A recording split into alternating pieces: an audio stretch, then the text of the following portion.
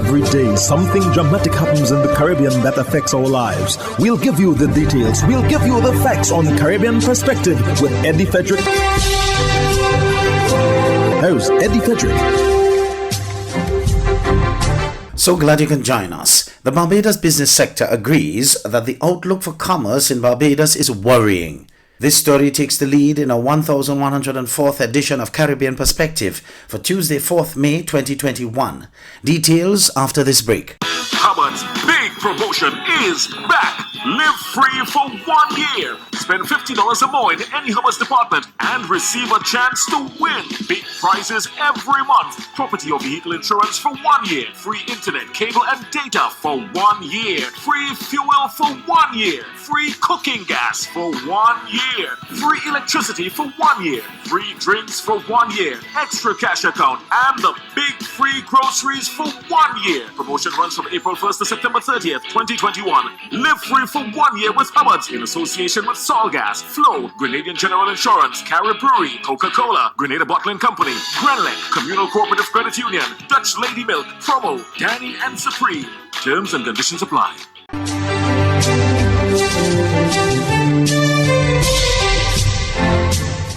Welcome back. A day after the Central Bank of Barbados painted a grim picture for the economic outlook, the business sector says this is worrying. More in this Barbados Today online news. The island posted a double-digit decline near 20% and is only likely to record modest growth of 1 to 3% this year. Chairman of the Barbados Private Sector Association, Edward Clark, tells Barbados Today the slowdown in economic activity from January to March was not surprising, but there's much uncertainty ahead. He says it's clear the island must keep a tight hold on the COVID-19 pandemic, insisting that another shutdown is out of the question. The outlook is very dependent on what happens in the tourism sector, which we have little control on the global market space at this time. But a lot depends on how we manage our own situation here, how we control our own COVID management. And the protocols and so on that are in place, we have to ensure that we do what we need to do, follow the protocols and get as many people vaccinated as possible to prevent any widespread COVID at this time or in the future. Because the country really can't afford another shutdown, and as simple as that. Businesses, as you can see, are struggling. Unemployment is struggling. People need jobs, and we just can't. There's not enough economic activity to drive employment at this time. He also pointed to the recent ashfall from the La Soufrière volcano in St. Vincent and a number of bank holidays leading up to midday, which also dampened business activity. So we have to bide our time, try and make sure we're prepared when tourism does come back.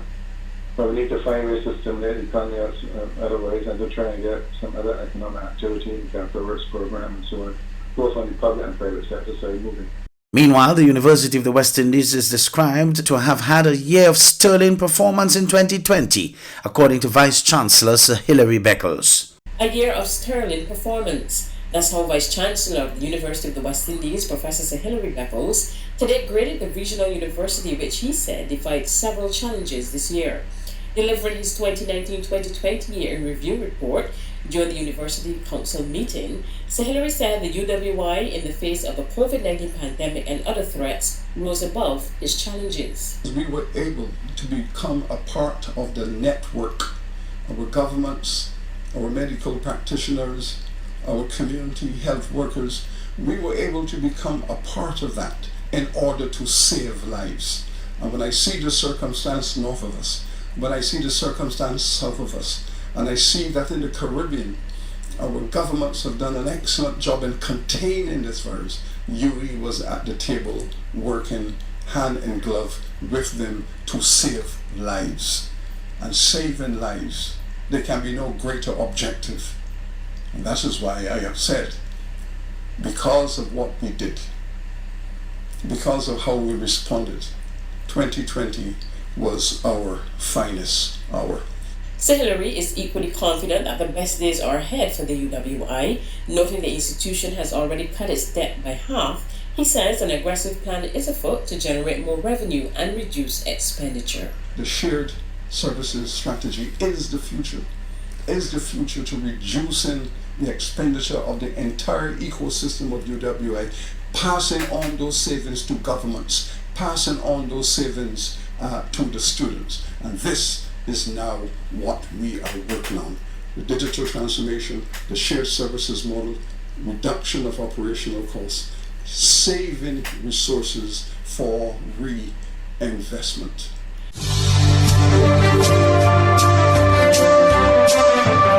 You're listening to Caribbean Perspective with Eddie Frederick.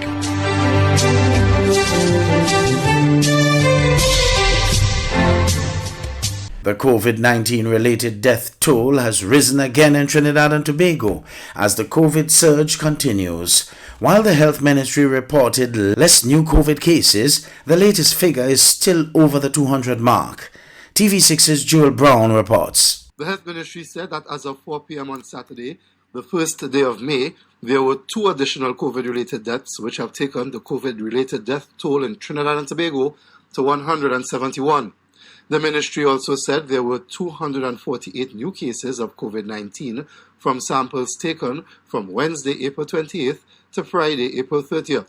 While this is less than the record high 328 figure announced by the Health Ministry on Thursday and the 326 figure announced on Friday, it means that from samples taken from Monday, April 26th to Friday, April 30th, there had been a combined total of 902 new COVID cases. While this is less than the record high 328 figure announced by the Health Ministry on Thursday and the 326 figure on Saturday, it still means a combined record number of new COVID cases over a week period for Trinidad and Tobago. He weighed in on the public debate triggered by a key aspect of his announcement on Thursday of the second COVID lockdown in Trinidad and Tobago. The advice that I have is that the existing laws in the Public Health Act and the regulations that flow from there allow the police to intervene in private spaces if the police is duly of the opinion that what is going on in that private space is detrimental to the public interest with respect to this public health emergency. On Saturday, the Prime Minister said he respects and supports the Constitution, the rule of law and due process, and he is insistent that law enforcement must act within the confines of the law. On Friday, the Law Association said, while it shares the concern of the Prime Minister about the rising COVID numbers, it said that there are no regulations governing conduct on private property in terms of numbers of people who may be there, masks and social distancing.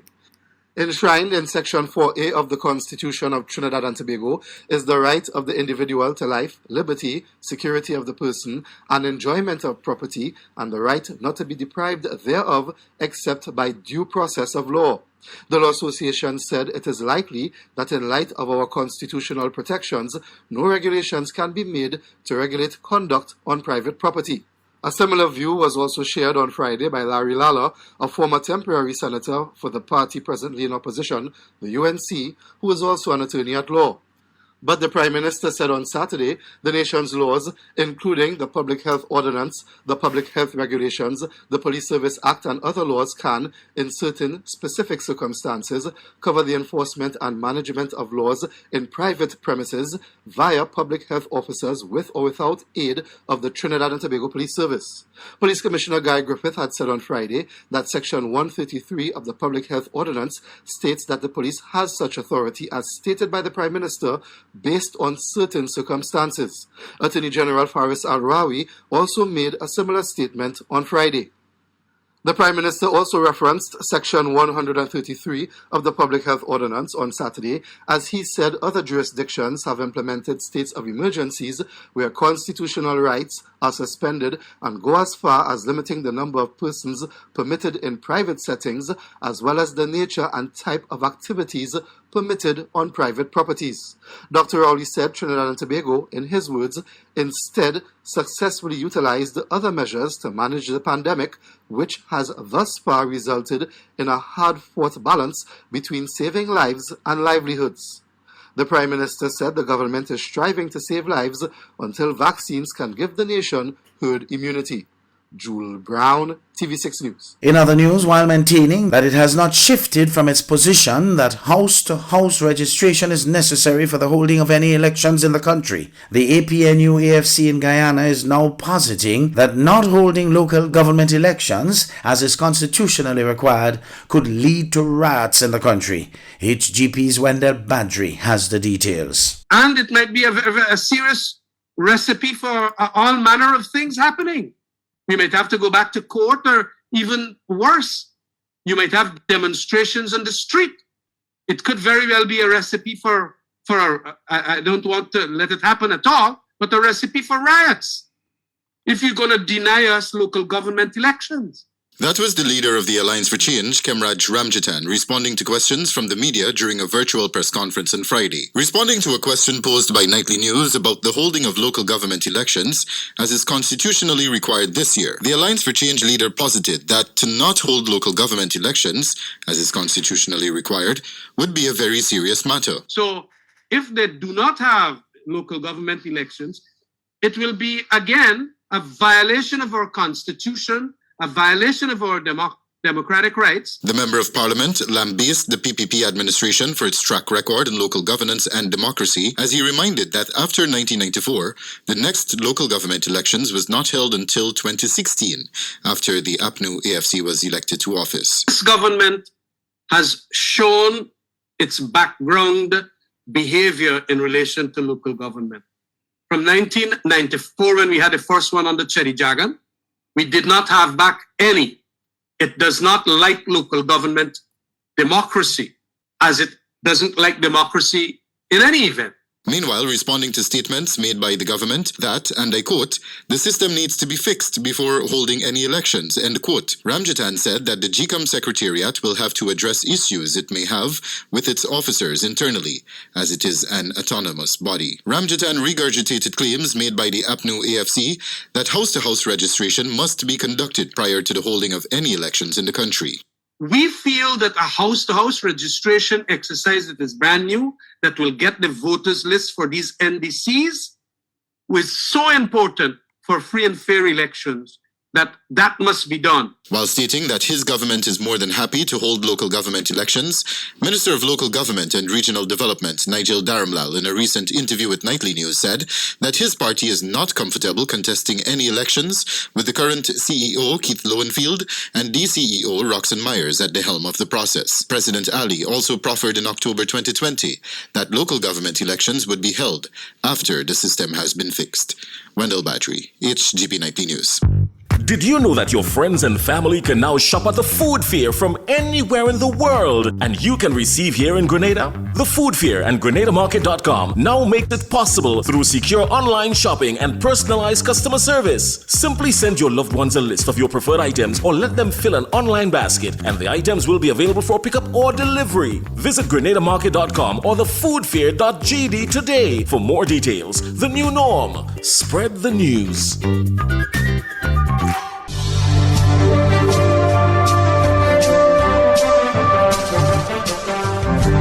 I am Eddie Frederick. This has been Caribbean Perspective, a whole new approach to highlighting developments in the Caribbean. In the meantime, please continue to log on to CaribbeanPerspective.com for more daily news and more.